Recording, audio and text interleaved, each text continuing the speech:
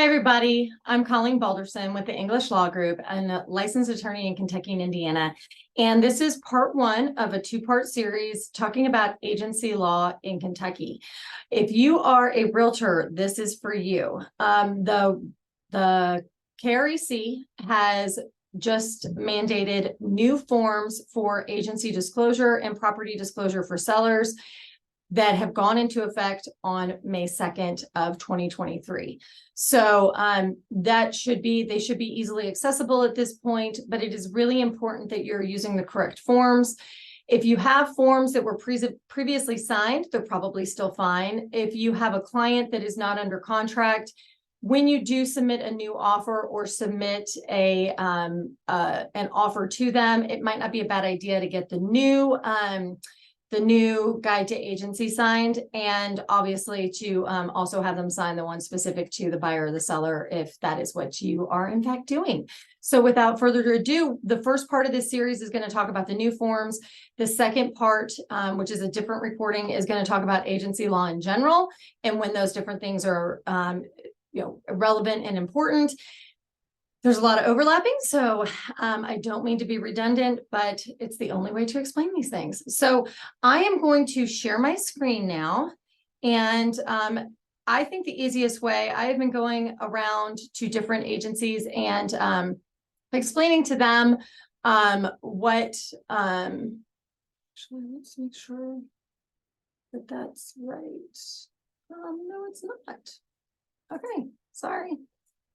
Switch screens. Okay, so just wanted to make sure that everybody knows the differences. So to me, the easiest way is to show the redacted forms, what they've switched, and the marked up forms. Obviously, the new forms will not have these redactions and scratch outs and everything on them, but to me, it makes it the most easy to explain what it is that is in fact changed. In content, the guide to agency relationships has not changed that much. So we'll just go through that. One of the things that they have taken out is brokerage services. Right here says agency relationship options. The biggest thing, I think, which is kind of shows what the other changes are, is down here with the signature lines. The signature lines don't say prospective client because they may or may not be your client. And they do not want them to think that this has any sort of legally binding relationship agreement with you as an agent. It basically just means that this is their signature and we've disclosed this to you. Now, a lot of times what comes up is, when is this appropriate to have this signed? I've talked to some agents where they don't meet their clients until closing. And sidebar, if you're selling vacant property or vacant land and undeveloped land, or are representing somebody buying it, please be super, super cautious. It's a ton of fraud out there with that. So that's a sidebar, just had to say it. So the very first thing, as the old form used to say, is this is not a contract. So this is not when maybe upon first meeting, you are having them sign a listing agreement or an exclusive buyer's agreement, but not necessarily. So if you have met them and maybe you showed them one house, okay, by the time you show them the next house, absolutely have to get this signed. If you have them on some sort of a campaign, drip campaign, where you send them different properties, as soon as you start conversing with them, if it's just something that they filled out online, you don't know them, you've never met them, you've never even reached out to them, which usually isn't the case, but if it is, you don't need to in that instance. But if you start talking to them about the different things that they want, okay, so let's talk about this neighborhood, all fair housing issues being addressed, then you really need to have them sign this form. It is, again, it's all about scripts. It's all about how you explain it to them. This is just one of those things that as an agent, you are required by law. As soon as we start talking and as soon as we start conversing about things, I have to have you sign one of these. People may be apprehensive because they think it does create a relationship, but it doesn't. So one thing that they did take out is that it says this is not a contract or an agreement for services. It doesn't say it there, but it does say it down here, and it's now underlined. The whole thing is underlined. So it's just been moved. So in content, it's very similar, but again, just some of this wording, like as an alternative, all these are basically all of them are alternatives to the other. So, maybe that's why they took it out. I'm not on the forms committee right now, so I can't speak to exactly what happened, but I will say that having been on it, changes, well, and I was just on GLAR, so I can't even imagine how much more goes into it, or I can't imagine, I guess, how much more goes into it at a state level. It is not, these changes are not taken lightly. There are committees, subcommittees, voting, come back, let's look at other jurisdictions, see what they do. Changes in forms are not taken lightly. So we have to appreciate the fact that there has been a lot of extensive research that has gone into this, and there are reasons. They don't willy-nilly just go around changing things. So make sure that you understand that. Okay, and so then this is the actual new form. Okay, so next, when you have a buyer or a leasee, so they have taken out the word tenant, and now it's a leasee. A landlord is a leaseor because they are leasing their property. A leasee is someone that is living in the property that is being leased to them. A little confusing. I think landlord tenant's a little easier, my personal opinion, but just know that.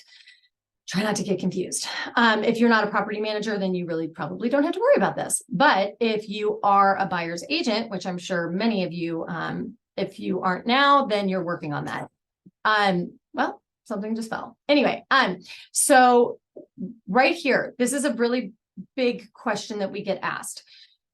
Part A is when you have a written agreement to be a buyer. So if you've just showed this person 20 properties, but you've never entered into a written buyer's agreement, and I think it's a really good idea to do that. I think that, it's one of those things that goes towards your worth.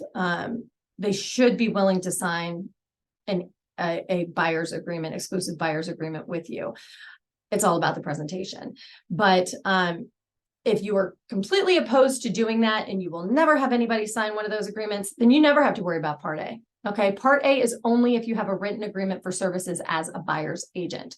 So it may be that you sit down with them before showing them anything, you get into a written buyer's agreement with them, and then you also have them sign this as well. So, and at the same time, if it's your first time meeting them, or, maybe you've talked to them on the phone and now you're meeting them, it might be that you're doing the guide to agency at the same time. So there could be 3 different things getting signed at this point, but this is, it goes into the different types of agent that you're going to be. Now, this is at the time of signing that agreement. If you are also writing a contract at the same time, it might change. And let's say, you sit down, you look at one house, totally in love with it, have them sign an exclusive buyer's relationship with them. Then you also are going to have them sign Part B. You still need to have them sign Part A, because even if that offer doesn't go through, you're going to be their client, or you're going to be their agent. So the affiliate agent is going to not be the broker unless the broker is the one actually, creating the contract. So just make sure that you have these terms down before you go. Okay, so this is where you have them sign exclusive buyer's agreement. Not to make anybody dizzy, but we're just going to flip down here to the seller side. This is when you have you've made the MLS listing agreement. Part A is when you're going to do it. Most likely you're not going to show up with an offer in hand, so you're just going to say seller's agent. Up here, you're going to say buyer's agent, okay? And then when you have an offer, when you submit an offer, you have to at the same time complete Part B. When you write an offer, you do Part B as the buyer's agent. When you present an offer to your client, you do Part B as the seller's agent on every single offer. It might seem tedious, but it is extremely important that they understand before signing off on something what your relationship is to the other client or the other agent. So right now, let's talk about the buyer side. Okay, so you've just gotten this house, and you're writing an offer, and you see that the person who's listed the offer is your broker. Okay, you are going to be a dual agent. You got to talk to your broker, but most offices default to dual agency when you see someone on the listing that is out of your office, okay, or out of your brokerage. If you're at EXP, that's a big one. You're going to have a lot, you might have a lot of times where it's a dual agency, and you may never have met this other agent, but again, you need to talk to your broker about what is appropriate. Most will say, let's pick dual agency. So if, in the off chance something comes up and something is disclosed, then, there's no question about it. If you see that, let's say you're Keller Williams and you see, Keller Williams East, and you see Keller Williams is the one who has listed the property, dual agency is likely going to be what your broker wants you to check, because a dual agent is someone who has the same standing and has the same responsibilities of good faith and fair dealing and everything with the other side.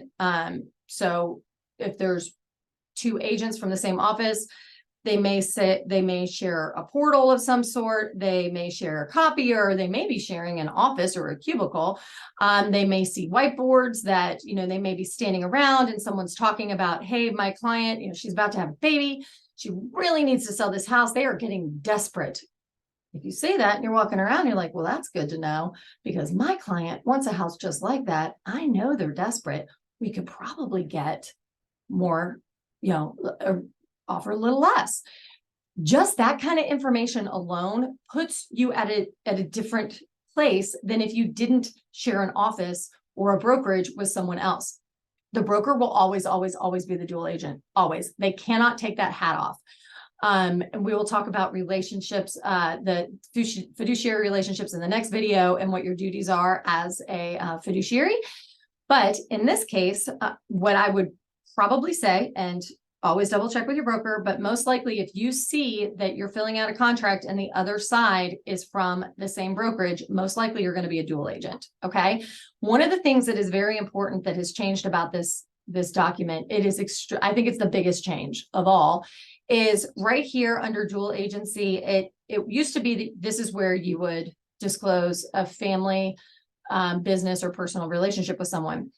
If you knew that the other agent in your office is listing the property, and whatever, if you have some sort of relationship with, or maybe you're the listing agent and it's your sister's house, you would have to disclose it there, that, hey, just to let you know, this is my sister's house and I'm acting as both your agent and her agent as well. Probably pretty important to know that, right? That's obvious. What is not obvious, and then over here, same thing, that if it's only one real estate agent, this is where you would put it. This is if there are more than one agent from the same firm.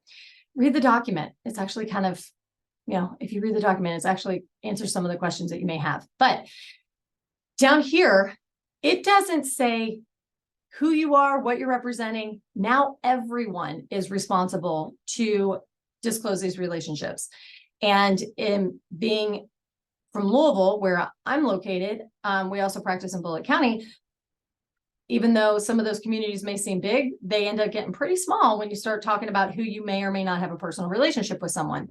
It might be that you're going through and you only represent your buyer, and then you find out midway through the transaction that you went to high school with the seller, and I would probably update that. Even if you don't think it's a big deal, it can get kind of hairy and a little bit out of control when you do it. But if you don't think it's a big deal, put your shoes, put yourself in your client's shoes. If you're sitting at closing and you guys are talking about all the people that you used to know, they may be like, wait a second, I didn't realize that they were such good friends. Even if you weren't that great of friends, I didn't realize they were such good friends with the other side. And now something that they think, even if they got it for $20,000 below asking price, they might be like, I wonder if they were in cahoots. Like, I wonder what's going on there. If there's any potential to be an issue, make sure you disclose it. As a real estate attorney, I get a lot of phone calls from disgruntled clients that want to breach contracts. They don't understand that they're in breach. I have to explain to them that they're in breach. And when we do that and you start pushing to get to closing, not pushing, but at least explaining what's going on, inevitably, one of the things that I hear is, well, I think that the agent is really working for the other side. They no longer care about what I want. And I'm like, well, they care about what you want, but they also are caring about you not being in breach of contract. So as soon as things start going sideways, the guttural response is that, or I guess the visceral response, whatever, is that, that you're working on the other side, even if you're not. So if there is another thing about that, if there is something that has come up and you find out even throughout, you're looking through the house, you're like, oh, wait a second, I see high school yearbooks from when I went to high school, or wow, I didn't realize that I used to work with this person 20 years ago at Humana, something like that. You do need to say those things, even the smallest relationship.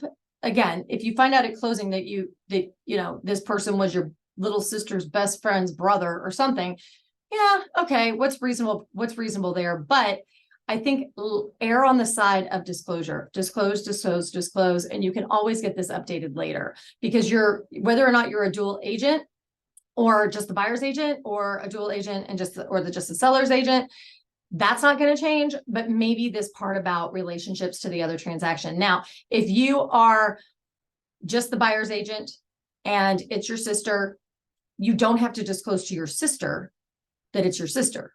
She knows, right? It's about those things that maybe somebody didn't know, or even if you knew that you talked about it, put it down, because when something comes up, that could be used as ammunition against you for unethical practices. Okay. So that takes care of that one. And the same thing basically with this. Again, part A is this is for the seller. Part A is for when you are talking about signing that MLS, listing agreement. And then part B is when you are submitting offers to your client. So you get 10 offers, you have to fill this out 10 times. Okay. Even if you get, I've heard this happening, never heard of it before a couple years ago, but the buyer's agent had 2 clients that were putting an offer on the same house. That should be disclosed 100%, that, hey, just have to let you know, another one of my clients, but you cannot tell them what it is. It gets really, really weird. In that instance, if it is appropriate, it might be good to hand them off to write the contract to one of them to another person in your office, or maybe even both, depending upon how you feel about that. When that kind of stuff arises, give me a call. I'm happy to talk that out, or please call your broker and make sure that you're handling it properly. Inventory is low, so it's a possibility that can happen. Okay. And then again, here, personal and family relationship has moved down to here. So you always have to disclose it, whether or not it's a dual agency, which is unique. That is not new. That is absolutely new. Okay. So the other thing I just wanted to talk about is the seller's disclosure of property condition. I had heard that the scuttlebutt was that there was going to be a change, that they were no longer going to have unknown, that they were just going to remove that from the contract. Like everything, things get exaggerated, things get twisted, things get wrong. That is not what they've done. Okay. So what they have done is they've removed this language, to the best of your knowledge. Okay. It is always to the best of your knowledge. It's not just to the best of your knowledge for D, E, and F. It's to the best of your knowledge, all these other things too. And please, don't ever let your client just fill out all unknowns. They know something. If they are a flipper, they've been working on the house. They probably know more than someone that lived there for a year. Okay. If you have someone who is working as a power of attorney, maybe it's an adult child, they live in California. Mom is now at Magnolia Springs, in the assisted living. She's got all of her, completely cognizant. She's totally fine there. Then maybe mom needs to be the one to fill it out. Or if it's, let's say, the adult daughter, she fills it out with mom. Okay. And then whoever's going to sign off on it, because it's just easier to get the electronic signature from the power of attorney, that's fine. But we need to make sure that we don't use a power of attorney or some other fiduciary relationship as an executor or, an investor to say that they don't know anything. It could be that they don't know anything. You should say that they're, it's a probate, whatever, especially if it's a court appointed executor or guardian. If it's an executor or guardian that is somebody who is a employee of the state, they may not know. And in that case, maybe it would be appropriate. What I would probably do is see that if they've bought the property in the last few years, see if you can get your hands on the disclosure from when they purchased it. may not be completely accurate, but at least you'll know if there's a hot tub or not. That's, one of those things. And just because there's a, like over here, chimney, fireplace, inserts, pool, hot tub, sauna, it might be that they don't have these things, or a sprinkling system. They may not have them. That is where you do not applicable, okay, or applicable, whatever, tomato. You can't, just don't leave it blank. And you've clearly not read anything if you're just putting a straight line, just striking out all the way through unknown. Walk to the property and find out if there's a pool. Pretty easy, right? So, so you should not fill these out for your clients. You should not, coax them or hold their hand while they do it. I would, I was in an office the other day, and they were, it was a great thing that this broker said. She said, just leave it with the client and have them fill it out. So it's not just like they're trying to fill it out. Most people can't fill this stuff out in 10 minutes. This is going to be, let's go down to the basement. Let's look at the HVAC system. Maybe maybe we can tell how old it is. Let's look at our old documents. Hey, pull out that warranty from when we got the waterproofing done in the basement. It's really important that all of that is disclosed. And I think that most people are pretty good at explaining to the clients that, that this is their get out of jail free card. All right. So you can't, a lot of times people are apprehensive, like maybe they won't put a really good offer in if they know A, B, or C. It doesn't matter. It's so much better than getting sued later for something that you knew or should have known. All right. So those are the new disclosures. I can help you out in any way. I've taught this a couple of times already, and I've already had, text messages, phone calls about when things are appropriate to do. And should I do it in this case scenario? I would say if you have an investor client, maybe just put a reminder on your phone or your calendar every 6 months, get a new one signed. Okay. Even if you have an ongoing relationship, if anything, the documents have now just changed. So it is appropriate to get them updated, but that's the way that goes. I am going to make part 2 of this video, and we're going to talk in detail about agency laws. All right. So I will see you guys later, and I hope to see you at a closing table soon.